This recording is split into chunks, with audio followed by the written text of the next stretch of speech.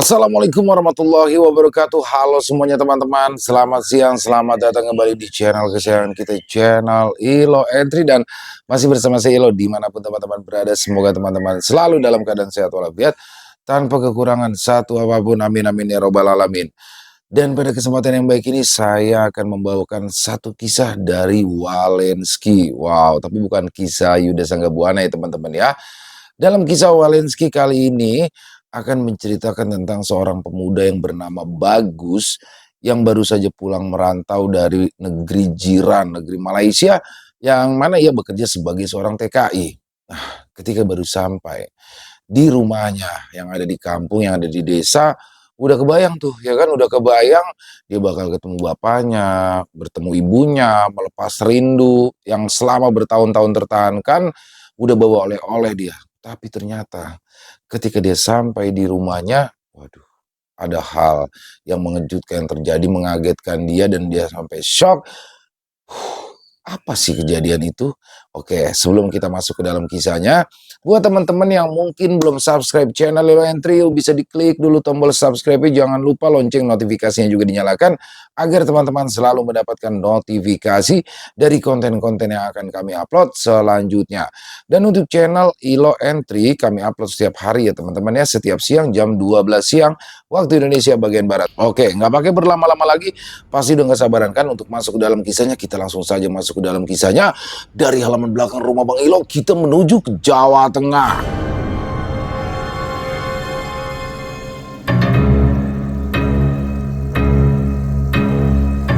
Misteri di balik kematian ibu dan bapakku, Mangruat Jiwo.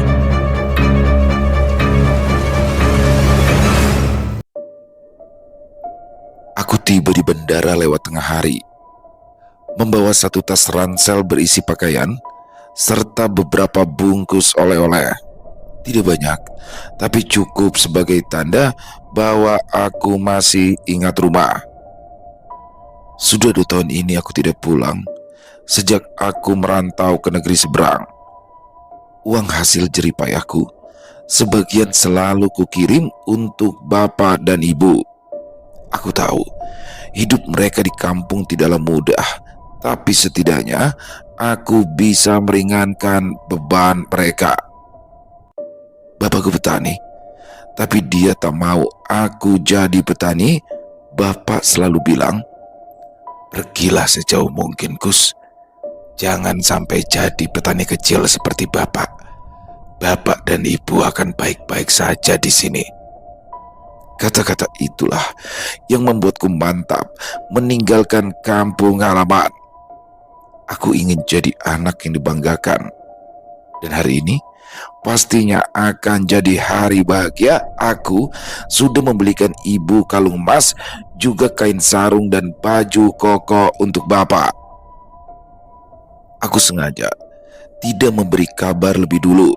Aku ingin membuat kejutan.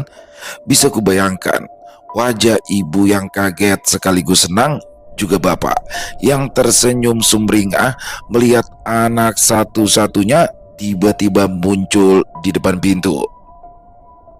Perjalanan dengan naik bus terasa panjang.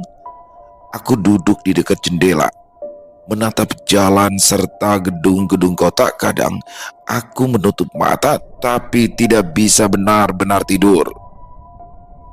Suara mesin bus, tawa canda muda-mudi di depanku, serta tangisan anak kecil di kursi belakang, semua bercampur jadi satu. Tapi pikiranku hanya tertuju pada satu hal, rumah.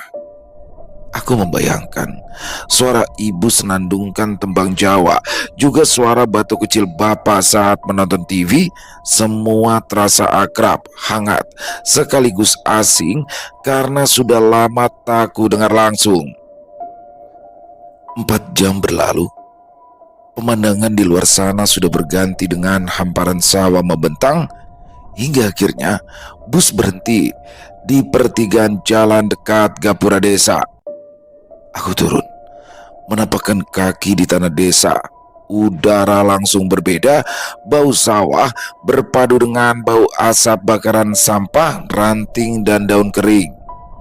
Aku menarik nafas panjang, seolah ingin memenuhi paru-paruku dengan udara kampung yang amat kurindukan. Aku berjalan kaki, melewati jalan setapak. Desa ini tak banyak berubah.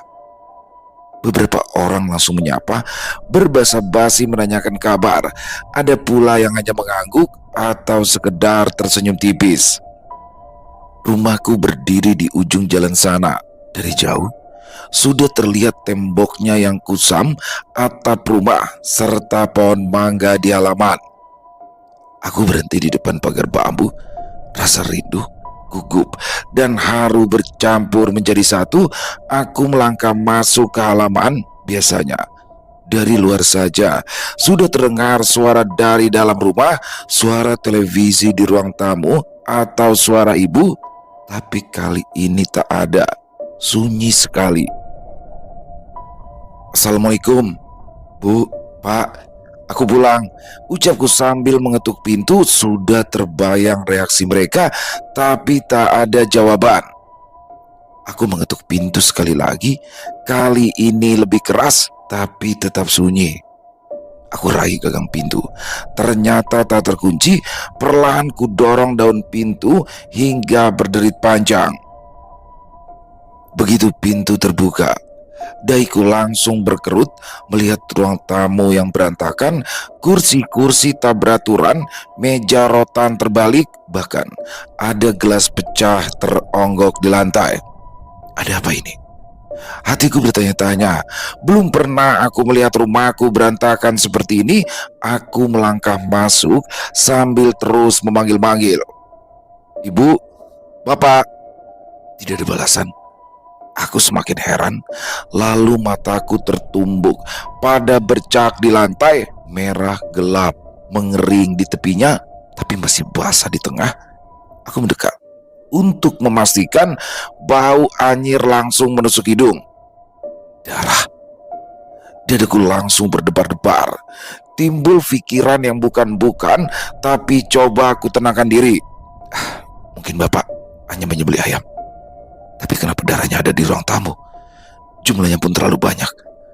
Bekasnya melebar, membentuk jejak yang menyeret ke arah belakang. Perasaanku jadi tak karuan. Buru-buru aku melangkah menuju dapur, mengikuti jejak darah yang semakin jelas dan juga basah. Sampai di ambang pintu dapur, langkahku terhenti. Cahaya sore masuk melalui celah lubang angin. Bau darah begitu kuat bercampur dengan aroma besi berkarat. Dan di sana Bapak berdiri, tubuhnya tegak, wajahnya pucat, matanya sayu, tangan kirinya menenteng sesuatu. Rambut panjang menggantung meneteskan darah. Aku menyipitkan mata. Ya Allah, jantungku berhenti berdetak. Itu kepala ibu. Matanya terpejam, mulutnya terbuka setengah, darah menetes dari potongan lehernya yang terpenggal. Aku terpaku. Suara pelan keluar dari tenggorokanku. Bapak menoleh perlahan. Senyumnya melebar tak wajar. Tatapan matanya lain, seperti bukan dirinya sendiri. "Gus, semuanya sudah ditebus," ucapnya lirih sambil meletakkan potongan kepala ibu dengan hati-hati. Bapak berdiri tegak, tangan kanannya menggenggam parang, besinya penuh dengan darah yang menetes. Parang itu diangkatnya setinggi leher. Tatapannya tak lepas dari mataku. Lalu dengan gerakan cepat tanpa ragu, ia menyayat lehernya sendiri. Ceras! Darah menyembur, membasahi bajunya yang sudah berlumur darah. Tubuhnya bergetar, lalu ambruk ke lantai. Tapi matanya masih menatap ke arahku. Senyum itu tak sepenuhnya hilang. "Bapak!" Aku menjerit sekeras-kerasnya. Aku ingin menutup mata. Aku ingin percaya bahwa semua ini hanyalah mimpi buruk. Tapi semua ini terlalu nyata.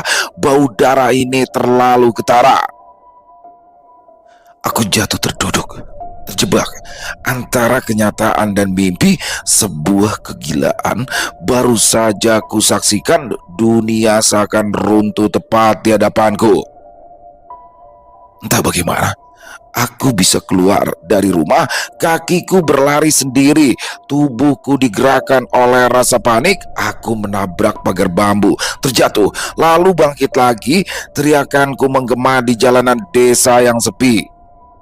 Para tetangga berdatangan dengan wajah kebingungan. Aku hanya bisa menunjuk-nunjuk ke arah rumahku. Kata-kataku tak keluar, hanya tangis dan teriakan tak beraturan.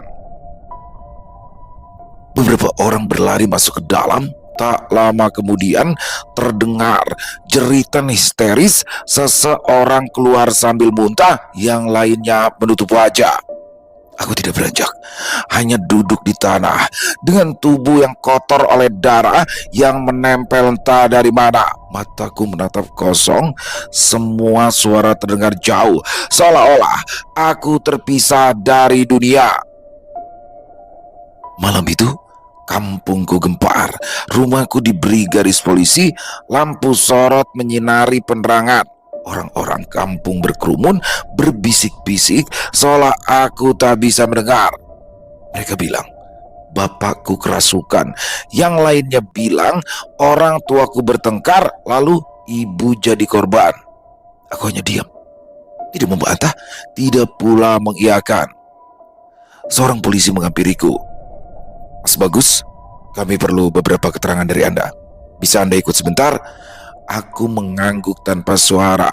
Mereka membawaku ke rumah Pak RT yang malam itu rumahnya dijadikan tempat pemeriksaan singkat. Apa yang Mas Bagus lihat sebelum kejadian? Tanya salah satu polisi sambil menyalakan alat perekam. Aku menelan ludah. Saya baru pulang sore tadi. Niatnya saya ingin mengasih kejutan. Tapi begitu saya masuk, saya lihat di sini. Aku berhenti sejenak. Dadaku terasa sesak, nafasku tercekat. Bapak pegang kepala ibu. Lalu setelah itu dia mengiris lehernya sendiri. Polisi itu saling pandang dengan rekannya, yang lainnya mencatat dengan seksama. Sebelumnya apakah ada tanda-tanda aneh dari orang tua Mas Bagus? Ya, misalkan perubahan perilaku atau ada masalah keluarga? Aku menggeleng. Tidak ada. Setahu saya mereka baik-baik saja. Saya terakhir telepon tadi siang. Suara ibu juga terdengar normal, dan bapak juga.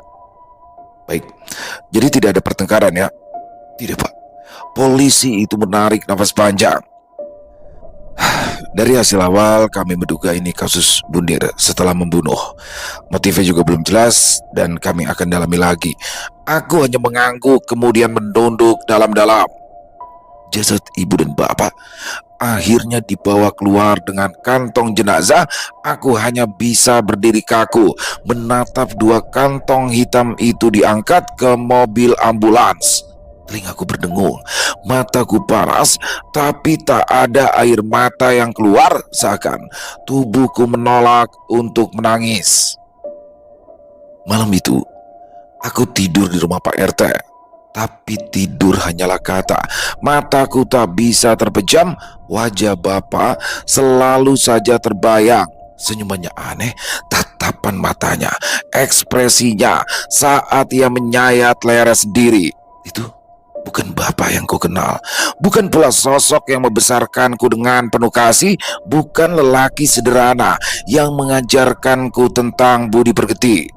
Lagi pula, bagaimana mungkin? Bagaimana bisa bapak membunuh ibu? Mereka tidak pernah bertengkar besar. Tidak pernah. Aku melihat bapak berlaku kasar. Lalu terbayang wajah ibu. Matanya yang terpejam, mulutnya yang terbuka, juga tetesan darah dari kepalanya yang terpenggal. Astagfirullah, apa yang sebenarnya telah terjadi? Di pagi harinya, aku paksakan diri menengok ke rumah. Pintu masih tertutup rapat, garis polisi masih membentang. Aku duduk di kursi teras, menatap lantai yang dulu selalu dipel oleh ibu setiap paginya. Disinilah kami semua biasa duduk bercengkrama, bercerita tentang apa saja. Aku merogoh saku. Kalung emas yang kubeli untuk ibu masih ada. Tanganku gemetar memegangnya. Aku menutup mata, tanpa terasa air mataku mengalir. Semua jerih payahku, semua rasa rindu, semua rencana untuk membuat mereka bahagia, kini semuanya hancur. Hancur oleh sesuatu yang aku tak mengerti.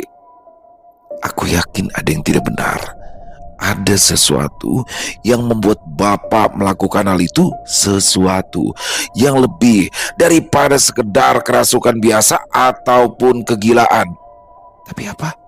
Otakku tak sanggup memikirkannya.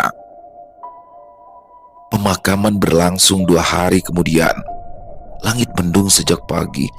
Hujan rintik turun sebentar lalu berhenti, menyisakan udara dingin dan tanah yang becek. Proses pemakaman berlangsung muram. 2 keranda berdampingan. Tanah merah menutup perlahan. Aku berdiri kaku. Aku tak sanggup lagi untuk meneteskan air mata. Suara doa bergema. Tangis para pelayat mengiringi. Di antara kerumunan, aku merasa orang-orang menatap aneh.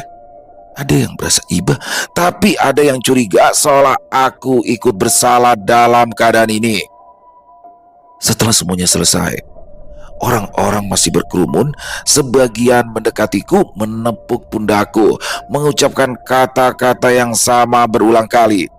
Sabar ya Gus, ikhlaskan, kamu harus kuat. Aku hanya mengangguk, tak bisa bicara. Ingin rasanya aku berteriak. Kalian tidak tahu apa yang sudah kulihat, tapi bibirku tetap terkunci. Setelah beberapa hari mengungsi di rumah Pak RT, aku memutuskan untuk pulang. Pak RT sempat menahan. Beberapa sanak famili menawarkan tumpangan, tapi aku menolak. Biar bagaimanapun, rumah itu tetaplah rumahku. Aku pulang seorang diri. Dari ambang pintu, aku menatap ke arah dalam. Kosong, sunyi. Bau darah masih tercium. Lantai masih menyisakan noda gelap yang membekas. Aku melangkah masuk. Ya, pihak kepolisian sudah mengizinkan, dengan catatan jangan mengganggu barang bukti yang tersisa. Aku berdiri di ruang tamu, menatap kosong, tapi pikiranku melayang kemana-mana. Bayangan sore itu muncul lagi. Bapak yang berdiri di tempat yang sama, wajahnya tenang, tatapan matanya, senyuman tipis itu, senyum yang bukan milik Bapak. Aku menangis tanpa suara. Air mataku mengalir begitu saja. Rasanya aku ingin hilang, lenyap dari dunia. Tapi setiap kali aku mengingat ibu, aku merasa harus tetap hidup meski aku tak tahu untuk apa. Hari-hari berikutnya, aku masih tenggelam dalam trauma. Tubuhku bergerak, bibirku menjawab pertanyaan orang-orang, tapi pikiranku kosong. Aku seperti hanya menjadi bayang-bayang di rumahku yang kini terasa asing. Warga desa masih bergunjing, membicarakan peristiwa itu, dibumbui segala macam spekulasi. Aku bisa mendengar sayup-sayup percakapan mereka di serambi rumah, di warung-warung kopi, bahkan di pos ronda. Mereka semua berbisik, seolah takut jika ucapannya terdengar oleh telinga yang salah. Sebagian orang berkata bahwa bapakku kerasukan. Ada yang bilang jika bapakku sakit jiwa. Bahkan ada yang berani mengatakan kalau ibuku mungkin menyimpan sebuah aib hingga membuat bapakku murka. Aku hanya diam, menunduk, mendengar semua itu dengan hati yang teriris. Hasil penyelidikan polisi pun tak jauh berbeda. Kesimpulan mereka sederhana. Perilaku menyimpang akibat tekanan batin dan ekonomi. Mereka menyebut bapakku hilang kendali setelah bertengkar dengan ibu. Tapi aku yakin bukan itu yang terjadi. Aku yakin itu bukan pertengkaran. Aku melihatnya dengan mata kepalaku sendiri. Aku melihat sorot mata Bapak yang tidak biasa. Bukan seperti Bapak yang ku kenal. Itu lebih dari sekedar kehilangan kendali, seolah ada sesuatu yang menguasai dirinya. Tapi siapa yang mau peduli? Polisi hanya menyimpulkan berdasarkan bukti dan logika warga kampung menyebar cerita sesuai selera. Aku terjebak di tengah-tengah seorang diri, dan sejak saat itu aku tak lagi punya arah. Setelah 7 hari, aroma anyir darah sudah hilang, tapi nodanya masih membekas. Meski sudah ku bersihkan berulang kali, hari-hariku kini jadi terasa lebih panjang, seolah waktu sengaja melambat hanya untuk menyiksaku. Pagi dan malam tak ada bedanya. Rumah yang dulu penuh suara canda dan tawa kini hanya dipenuhi gema langkah kakiku sendiri. Kadang aku berpura-pura sibuk menyapu halaman yang sebenarnya sudah bersih, menyusun buku-buku yang berdebu, atau mengelap meja makan yang tak lagi dipakai. Tapi semua itu hanya pelarian agar aku tidak terus mengingat-ingat peristiwa itu. Pagi itu, matahari baru naik sepenggalah. Aku sedang duduk melamun di teras rumah. Satu kebiasaan baru sejak bapak dan ibu tiada. Lalu nampak Pak RT melintas dan langsung menyapa. "Gus, kamu sudah sarapan?" tanya lelaki itu dari depan pintu pagar. Bukan sekedar basa-basi, tapi ketulusan dari orang yang peduli. Aku tersenyum sambil mengangguk. "Sudah Pak, sudah." Pak RT mendekat, lalu kemudian dia duduk di sampingku. "Gus, kamu kalau butuh apa-apa, ngomong saja sama saya ya." "Iya Pak RT, terima kasih Pak." "Saya tahu kamu ini masih shock. Kami semua juga begitu. Tapi ingat, kamu harus tetap jaga kesehatan. Jangan sampai nggak makan ya." Aku mengangguk sambil tersenyum. Ya, di antara orang yang lain, Pak RT adalah jadi salah satu dari sedikit orang yang peduli dengan keadaanku. "Pak RT, apa Bapak melihat ada yang aneh dengan bapakku sebelum kejadian?" tanyaku pelan. Pak RT menggeleng sambil menghela nafas. "Gak ada Gus, selama ini gak ada yang aneh dengan bapak ataupun ibumu. Semuanya baik-baik saja. Tapi apa Pak RT?" Seketika kepalaku menoleh. Kalimat Pak RT yang menggantung langsung mengundang rasa penasaranku, seolah dia tahu akan sesuatu. "Beberapa bulan belakangan ini, bapakmu itu sering pergi dengan Pak Sarman." "Pak Sarman? Pak Sarman suami dari Bu Ratna?" tanyaku penasaran. "Ya, yang rumahnya di dekat sawah Mbak Yoso." "Pergi kemana Pak RT? Ada urusan apa?" Pak RT mengangkat kedua bahu. "Saya juga nggak tahu Gus. Bapakmu nggak pernah cerita. Ya ndak masalah sih, mungkin itu cuma urusan sawah. Tapi beberapa kali ada warga yang melihat mereka berdua pergi tengah malam." "Tengah malam Pak? Apa ibuku tahu?" "Ya mestinya tahu. Tapi kayaknya ibumu biasa-biasa saja. Ya maka dari itu saya nggak mikir yang macam-macam." Sejenak aku tertegun. Ya, aku tahu siapa sosok Pak Sarman, lelaki dari desa tetangga yang menikah dengan Bu Ratna, salah satu penduduk asli dari desa ini. Pak Sarman orangnya pendiam, tak banyak tingkah, jarang keluar rumah, sepintas tak ada yang aneh dari dirinya. Dia juga seorang petani, sama seperti bapakku. Tapi dari penuturan Pak RT barusan, sedikit banyak itu mengundang kecurigaanku. "Gus, kok malah melamun? Yowes, saya tinggal dulu ya. Kamu kalau mau makan, ke rumah saja." "Iya Pak RT, terima kasih," ucapku sambil berdiri, lalu memandangi Pak RT yang kian berjalan menjauh. Sepeninggalan Pak RT, aku kembali duduk melamun. Di kepalaku kini dipenuhi berbagai macam pertanyaan. Ada urusan apa Bapak dengan Pak Sarman? Kenapa mereka pergi malam-malam? Dan kemana mereka pergi? Sebenarnya, aku tak mau berprasangka yang bukan-bukan. Seperti yang Pak RT bilang, mungkin itu hanya urusan sawah, mungkin mereka hanya ingin memeriksa irigasi atau membasmi tikus yang berkeliaran di sawah malam hari. Tapi jujur, rasa penasaranku tak bisa kuredam. Aku baru saja mengalami tragedi yang mengerikan. Di tengah ketidakpastian seperti ini, informasi paling sederhana sekalipun bisa jadi sebuah titik terang.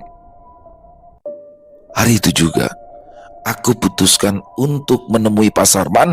Semoga ini bisa jadi langkah awal untuk menyibak misteri ini. Tapi begitu aku sampai di rumahnya, Pak Sarman ternyata tidak ada. Begitu pula dengan anak dan istrinya. Rumahnya pun terkunci rapat. Kemana mereka pergi? Loh Gus, cari siapa? Tanya Bu Sri, ibu-ibu pemilik warung yang letaknya tak jauh dari situ. Mau ketemu Pak Sarman, Bu. Oh, Pak Sarman, orangnya dada. Katanya sih mau nengok saudaranya yang sakit. Gitu ya Bu. Kira-kira pulangnya kapan ya Bu? Waduh, ya saya nggak tahu ya. Mungkin nanti malam atau besok pagi. Coba aja, nanti kamu kesini lagi. Memangnya ada apa ya Gus? Ada yang penting? Enggak Bu. Cuma mau ngobrol aja. Ya sudah Bu, besok saja mungkin saya kesini lagi ya. Saya permisi dulu Bu. Bu Sri mengangguk sambil tersenyum. Aku melangkah pergi dengan rasa kecewa. Tapi mau bagaimana lagi? Aku terpaksa harus bersabar setidaknya sampai esok hari. Selepas maghrib, suasana kampung mulai sepi. Apalagi tadi sempat turun hujan. Aku kembali duduk melamun di teras rumah. Dalam kepalaku, kini selalu terbayang sosok Pak Sarman. Aku mencoba mengingat-ingat, mungkin ada sesuatu yang terlewatkan tentang Pak Sarman selama ini. Tapi setengah mati ingatanku berkilas balik. Aku tak bisa menemukan kejanggalan. Seperti yang semua orang tahu, tidak ada yang aneh pada diri Pak Sarman. Dia hanya orang biasa. Sama seperti kebanyakan penduduk di desa ini, tak banyak yang bisa dibahas tentang lelaki itu. Apalagi dia jarang sekali keluar rumah, bahkan nyaris tak pernah ikut kumpul-kumpul di pos ronda. Setauku, hari-harinya tak jauh dari sawah dan rumahnya saja. Sebuah motor tua melintas lalu menepi di depan rumahku. Turun seorang lelaki setengah baya yang langsung mengucapkan salam. Assalamualaikum. Waalaikumsalam, jawabku spontan berdiri. Apa ini rumahnya Pak Suryadi? Tanya lelaki itu. Betul Pak, ayo mari silakan masuk, jawabku sopan. Lelaki itu melangkah lalu berhenti tepat di depanku. Sekilas kuperhatikan wajahnya yang asing serta tampilannya yang sederhana, mengenakan baju koko berikut kopiah di kepala. Monggo, silakan duduk Pak, pintaku padanya.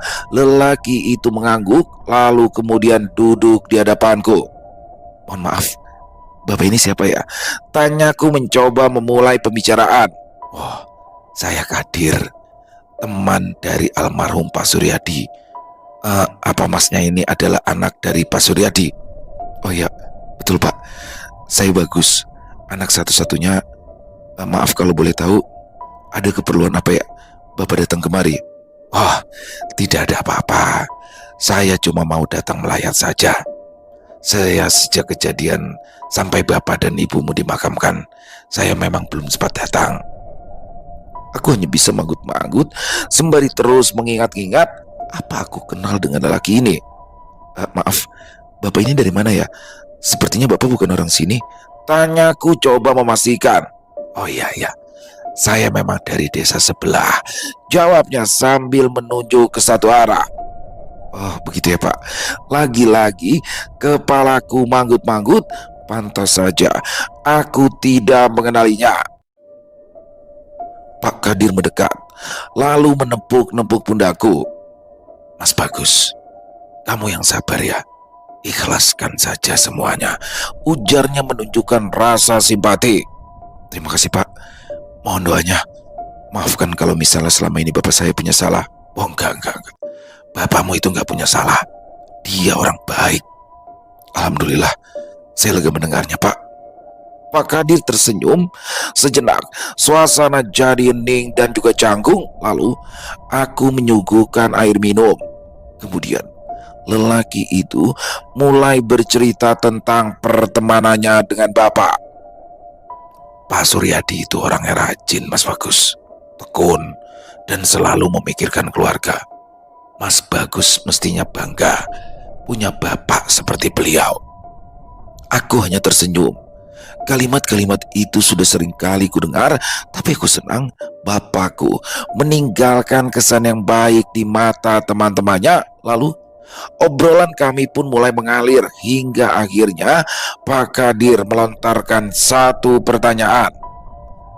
Maaf Mas, kalau boleh saya tanya, apa betul Mas Bagus menyaksikan sendiri kejadian itu? Aku tidak langsung menjawab pertanyaan itu. Seketika ingatanku langsung kembali pada peristiwa itu. Jujur, sebenarnya aku tidak nyaman dengan pertanyaan itu, tapi aku tak mau dicap tak sopan bila mengabaikan pertanyaannya. Iya Pak, waktu itu saya baru pulang dari Malaysia.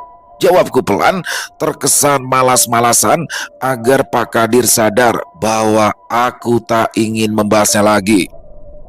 Pak Kadir manggut-manggut.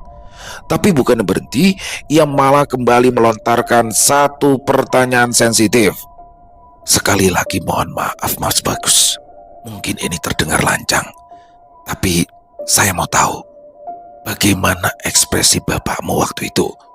Aku nyaris bangkit dari tempat duduk, dahiku langsung berkerut. Untuk apa dia menanyakan hal tersebut? Setengah mati aku berusaha melupakan tragedi itu, tetapi lelaki ini seolah hendak menyibak luka itu kembali. Apa maksud Bapak menanyakan hal itu? Tanyaku dengan nada sedikit getus. Pak Kadir nampak gelagapan. Dia langsung coba meredam suasana. Enggak. Saya enggak punya maksud apa-apa. Ya, saya cuma penasaran saja. Mohon maaf kalau saya terlalu lancang. Sejenak aku terdiam. Ku pandangi wajah Pak Kadir yang jadi serba salah. Jujur saja, aku jadi sedikit kesal padanya. Tapi biar bagaimanapun, dia adalah tamuku dan aku wajib memuliakannya. Apalagi dia adalah teman dari bapakku. Jadi aku berusaha untuk tetap menjaga sikap. Gak apa-apa Pak. Ya, saya cuma kaget aja. Belum pernah ada orang yang berani bertanya seperti itu. Ya, mereka lebih suka menduga yang macam-macam. Yang sakit jiwa lah, kesurupan lah, pokoknya macam-macam lah Pak. Tapi kalau memang Bapak benar-benar mau tahu, waktu itu saya melihat Bapak saya seperti orang lain. Seperti orang lain. Pak Kadir sampai mendekatkan wajahnya. Iya Pak, tatapan matanya, senyumannya seperti bukan bapak saya sendiri. Dan anehnya lagi, bapak saya seolah-olah yakin kalau dia sedang melakukan sesuatu yang benar. Pak Kadir manggut-manggut, tapi aku merasa anggukan kepalanya itu seperti orang yang paham akan sesuatu. Maaf Pak Kadir, sekarang izinkan saya yang ganti bertanya. Apa ada sikap atau perilaku bapak saya yang aneh sebelum kejadian itu? Mungkin Pak Kadir tahu. Bukan apa-apa. Saya masih tidak percaya kalau bapak saya sanggup melakukan hal sekeji itu. Pak Kadir lantas menggeleng. Wah, gak ada Mas. Selama saya mengenal bapakmu, dia itu orang yang gak pernah neko-neko Mas. Aku hanya bisa menghela nafas panjang. Ternyata Pak Kadir ini juga tak bisa menawarkan sesuatu yang lainnya. Ya sudah, kalau begitu saya permisi dulu ya Mas Bagus, ujar Pak Kadir lalu berdiri. Aku mengiyakan lalu mengantarkannya sampai di depan pintu pagar. Saya pamit ya Mas, ujar Pak Kadir lalu menyalakan mesin motornya. Aku mengangguk sambil memaksakan senyum. Tapi sebelum pergi, lelaki itu masih sempat berpesan. Mas Bagus, jangan sedih ya. Bapak dan ibumu sekarang sudah tenang di sana. karena semuanya sudah ditebus. Leherku bagai tercekat. Sejenak aku terdiam. Sementara itu Pak Kadir pergi bersama motornya lalu menghilang di tikungan jalan. Semuanya sudah ditebus. Mulutku bergumam pelan. Ya, aku ingat kata-kata itu, kalimat terakhir yang diucapkan Bapak sebelum dia mengakhiri hidupnya sendiri. Bagaimana mungkin Pak Kadir bisa tahu? Aku kembali duduk termenung. Pak Kadir sudah pergi, tapi ucapannya masih terngiang di telingaku. Semuanya sudah ditebus. Ya, kata-kata itu kembali bergema di kepalaku. Apa Pak Kadir tahu sesuatu? Atau ini hanya kebetulan saja? Tapi kalau hanya kebetulan, kenapa kata-kata Pak Kadir bisa sama persis dengan Bapak? Aku jadi menyesal membiarkannya pergi begitu saja, dan makin menyesal lagi karena aku tak tahu persis di mana tempat ia tinggal. Sehabis sholat Isya, aku merebahkan diri di dalam kamar. Tapi sampai tengah malam, aku tak kunjung bisa memejamkan mata. Jujur saja, kedatangan Pak Kadir tadi makin menambah beban pikiranku. Siapa Pak Kadir sebenarnya? Dan kenapa dia ingin tahu setiap detail tentang kejadian itu? Tapi lupakan dulu soal Pak Kadir. Aku masih punya urusan lain yang tak kalah penting. Ya, besok aku akan kembali mendatangi rumah Pak Sarman. Semoga saja dia sudah pulang. Keesokan harinya, aku terbangun saat matahari sudah tinggi. Aku segera bersiap-siap. Ya, hari ini aku punya urusan penting. Firasatku mengatakan kalau aku bisa mendapatkan sesuatu dari Pak Sarman. Tapi baru saja kakiku melangkah keluar rumah, terdengar sebuah teriakan panjang dari arah barat. Suara perempuan nyaring menusuk telinga. Aku terperanjat. Suara itu disusul oleh tangisan anak-anak, lalu suara orang-orang yang berteriak panik. Tubuhku langsung menegang. Ada rasa dingin yang menjalar di tulang belakangku. Timbul perasaan aneh, ya mirip dengan sore itu ketika aku menemukan Bapak yang sedang menenteng kepala ibuku. Tanpa pikir panjang lagi, aku langsung berlari ke arah sumber suara. Di depan sana, kulihat orang-orang berlari ke arah rumah Pak Sarman.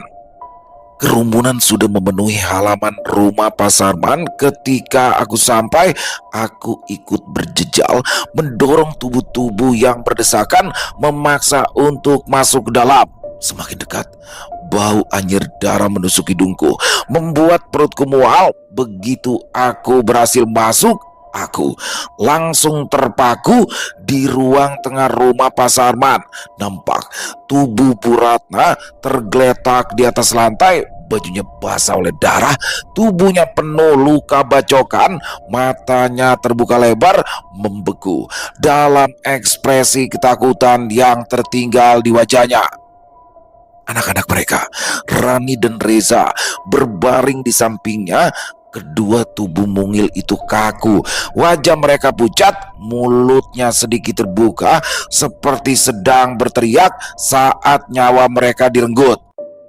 Di pojok ruangan, Pak Sarman duduk bersandar pada dinding rumah, lehernya tergorok lebar. Darah masih menetes membentuk genangan di lantai. Di sampingnya, sebilah pisau besar tergeletak. Aku hampir jatuh, lututku gemetar, kepalaku berputar. Ya Allah, suaraku tercekat. Orang-orang berteriak, ada yang menangis histeris, ada pula yang menjerit meminta tolong. Seorang perempuan jatuh pingsan, anak-anak menjerit ketakutan. Aku menatap wajah Pak Sarman sekali lagi. Ya, ada sesuatu di matanya. Tatapannya aneh, seperti menatap sesuatu yang tak terlihat. Dan aku tahu tatapan itu. Aku pernah melihatnya di wajah bapakku sendiri. Aku mundur perlahan. Tanganku menutup mulut. setengah mati menahan muntah, suara-suara di sekitaranku berganti menjadi dengungan panjang, mirip suara yang kudengar di bawah air. Aku seperti terlempar kembali ke sore itu. Darah di lantai, bau anyir, tatapan aneh, semuanya sama. Tak lama kemudian, kepala desa datang bersama beberapa warga yang lebih tua. Wajah mereka tegang, mata mereka terbelalak melihat pemandangan mengerikan itu. "Cepat, telepon polisi," pinta sang kepala desa. Beberapa pemuda langsung berlari. Kerumunan semakin gaduh. Sementara aku duduk di tanah, nafasku tersengal, tanganku terasa dingin, perutku mual. "Gus, kamu gak apa-apa?" Suara lirih itu disusul dengan tangan yang menepuk pundakku. Aku menoleh, mendapati Pak RT yang sedang memandangiku dengan rasa khawatir. Aku hanya menggeleng pelan, tak mampu berkata apa-apa. Polisi datang setengah jam kemudian. Mereka langsung mengamankan lokasi, membentangkan garis kuning. Orang-orang dipaksa menjauh, meski banyak yang masih penasaran. Aku tetap bertahan di dekat situ, duduk diam dengan pikiran kacau. Dari jauh, kulihat polisi mengangkat mayat-mayat itu satu persatu, membungkusnya dengan kantong hitam, lalu membawanya pergi dengan mobil ambulans. Selepas maghrib, suasana kampung berubah sepi, rumah-rumah menutup pintu lebih cepat, anak-anak dilarang bermain di luar. Jalanan sepi lebih awal dari biasanya. Aku duduk di teras rumah, memandangi jalan yang lengang. Di kepalaku masih terbayang jelas apa yang kulihat di rumah Pak Sarman. Tetangganya bersaksi, Pak Sarman dan keluarganya pulang pagi buta. Setelah itu rumahnya sunyi, pintu dan jendela tertutup rapat. Bu Ratna yang biasanya menyapu halaman pun tak nampak, hingga akhirnya peristiwa itu terjadi. Apa yang sebenarnya terjadi dengan keluarga Pak Sarman? Kenapa bisa mirip dengan tragedi yang menimpa keluargaku? Memang tak sama persis, tapi polanya sama.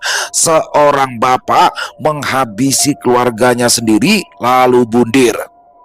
Apa bapakku dan Pak Sarman benar-benar kerasukan seperti yang orang-orang bilang? Lalu setan macam apa yang merasuki mereka hingga mampu melakukan hal segila itu? Atau ini murni akibat pertengkaran? Tapi rasanya tidak mungkin. Aku yakin bapak dan ibuku tak punya masalah. Keluarga Pak Sarman pun terlihat harmonis. Bahkan tetangganya tidak mendengar ada ribut-ribut sebelum kejadian tragis itu. Aku mencoba berpikir keras, tapi otakku terasa terlalu buntu untuk bisa menemukan benang merahnya. Ya Allah, ada apa ini sebenarnya?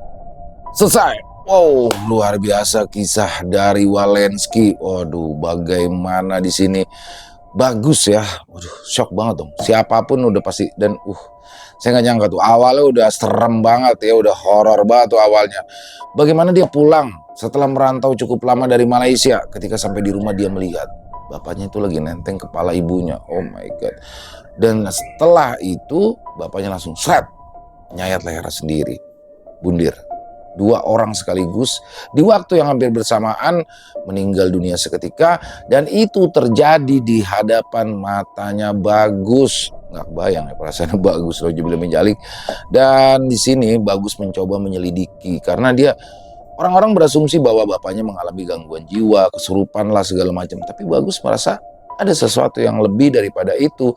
Dia mencoba menyelidikinya sampai pada akhirnya orang yang disinyalir yang katanya dekat dengan bapaknya selama beberapa bulan belakangan ini, yaitu Pak Sarman, meninggal dunia juga, dan dengan cara yang sama persis dengan yang dialami oleh orang tuanya Bagus. Waduh, ini makin dalam ya misterinya teman-teman ya. Ini adalah kisah bersambung teman-teman, dan besok adalah part 2-nya, dan part 2 langsung tamat. Jadi nggak pakai lama-lama. Buat besok akan terkuak semua misterinya, dan buat teman-teman jangan sampai ketinggalan untuk part 2 dari Pangruat Jiwo besok ya. Walensky, terima kasih atas kisahnya yang luar biasa, keren banget, dan semoga kisah barusan bisa menghibur teman-teman semua ya. para pecinta penikmat horor misteri, lebih khususnya lagi kepada para subscriber dari channel Ilo Entry. Buat yang suka dengan videonya bisa diklik tombol like-nya, tombol jempolnya, jangan lupa tombol hype-nya juga diklik ya teman-teman ya. Dan mohon di-share dong link videonya ini ke teman-teman yang lain agar juga ikut merasa terhibur. Dan oh ya, buat yang punya komentar lain bisa menuliskan di dalam kolom komentar ataupun hanya sekedar saling menyapa. Silakan. Insya Allah kami akan menjawabnya satu persatu. Di akhir kata, saya Ilo mengucapkan permohonan maaf apabila mungkin dalam pembawaan kisahnya barusan ada kata-kata saya yang salah ataupun ada kata-kata saya mungkin yang kurang berkenan. Saya mohon dibukakan pintu maaf yang seluas-luasnya. Sampai berjumpa lagi di konten-konten kami selanjutnya, masih bersama saya Ilo di channel Ilo Entry. Salam sehat sukses selalu untuk kita semua. Wassalamualaikum warahmatullahi wabarakatuh.